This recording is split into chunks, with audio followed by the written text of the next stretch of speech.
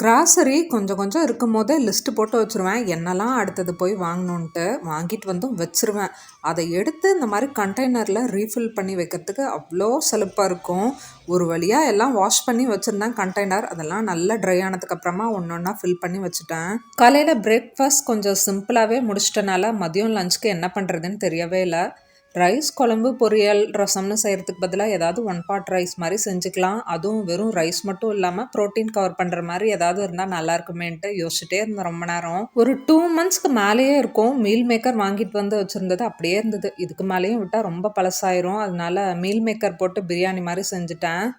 Meal மேக்கர்லேயுமே நிறைய health benefits இருக்குது, ப்ரோட்டீனும் இருக்குது. இருந்தாலும் எக் பாயில் பண்ணிட்டேன். அதுலேயும் கொஞ்சம் ப்ரோட்டீன் கவர் ஆயிரும். அப்புறம் ஆனியன் ரைத்தாவும் சைட் டிஷ்ஷாக வச்சுட்டேன். அப்படியே பேக் பண்ணிட்டு ஹஸ்பண்ட்க்கு கொடுத்துட்டு பாப்பாவை பிக்கப் பண்ணிட்டு வர வழியில் கொஞ்சம் தேவையான வெஜிடபிள்ஸ்லாம் வாங்கிட்டு வந்தேன். அதுக்கப்புறமா நானும் பாப்பாவும் சாப்பிட்டோம்.